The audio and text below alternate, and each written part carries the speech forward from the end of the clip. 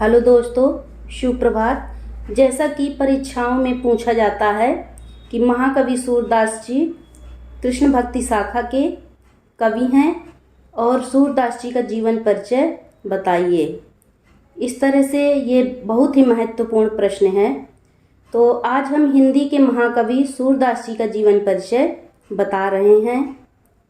कृष्ण भक्त महाकवि, वात्सल्य और श्रृंगार रस के अमर गायक सूरदास का जन्म 1540 के लगभग आगरा शहर के पास रुनकता नामक गांव में माना जाता है।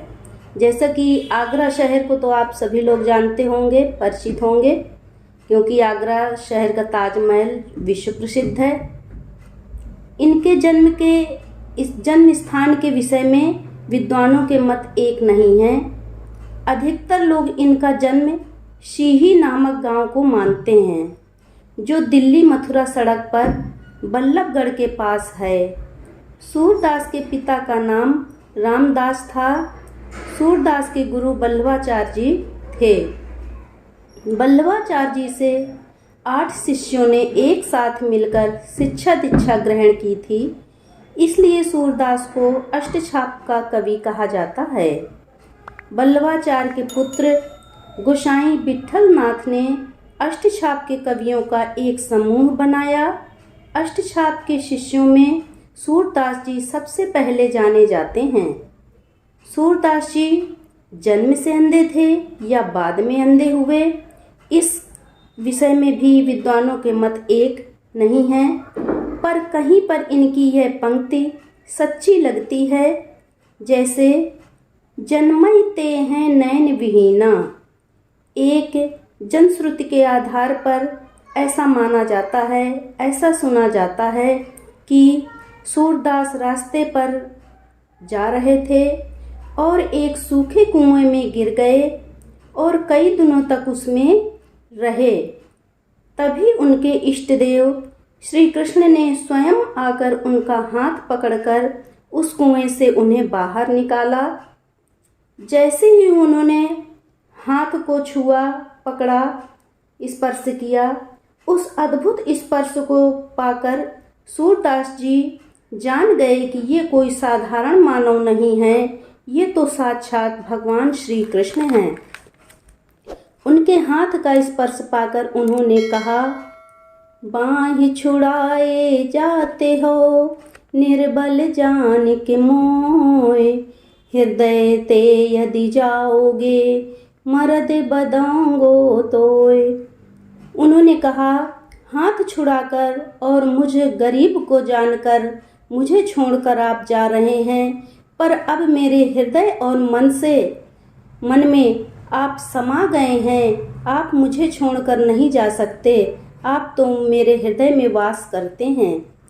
तभी से वे भगवान श्री कृष्ण के अनन्य भक्त, अतुलित अगाध प्रेम यानी बहुत अत्यधिक प्रेम करने लगे। उनकी भक्ति वृंदावन के गौ घाट में रहकर और एक तारा लेकर उनके भजन पद गाने लगे। अपने जीवन को पूरी तरह से श्री कृष्ण के चरणों में उन्होंने समर्पित कर दिया और उनकी एक निष्ठ भक्ति करने लगे। वे श्री कृष्ण के अलावा किसी और को नहीं चाहते थे। चरण कमल बंदों हरि राई, जाकी कृपा पंगु गिरि लंघै, अंधे को सब कुछ दर्शाई। अपने प्रभु के चरण कमल को उन्होंने मन में बसा लिया और चरण कमल से बहुत ही प्रेम करने लगे। उनके चरणों के दास सेवक बन गए। सूरदास की भक्ति दास भाव की है। अपने इष्ट देव के प्रति कितना प्रेम है ये वही जानते हैं। वे कहते हैं, तुम्हारी भक्ति हमारे प्राण, कि आपकी भक्ति के से ही हमारे शरीर में प्राण बसते हैं, अन्यथा नहीं। कृष्ण की भक्ति कृपा से उन्हें अलौकिक अद्भुत प्रतिभा का ज्ञान होता है।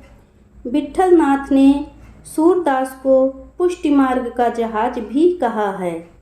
पुष्टि मार्ग का अर्थ होता है पालन और पोषण करना। सम्राट राजा अकबर और गोस्वामी तुलसीदास से भी उनकी भेंट हुई। सूरदास श्री कृष्ण के सगुण रूप के उपासक थे। इनकी रचना, वैसे तो इनकी रचना 3 रचनाएं मिलती हैं। नंबर 1 सूरसागर, नंबर 2 सूरसारावली, नंबर 3 साहित्य लहरी। इनकी रचना सूरसागर गीत काव्य है, यानी गाए जाने वाला, और सूरसागर में श्रीमद् भागवत प्रसंग है। सूरसागर में लगभग 1.25 लाख पदों की संख्या बताई जाती है, जो पूरे के पूरे श्री कृष्ण लीला से संबंध रखते हैं। भागवत जी में श्री कृष्ण लीला का ही वर्णन किया गया है। सूरदास वात्सल्य रस के सम्राट कहे जाते हैं।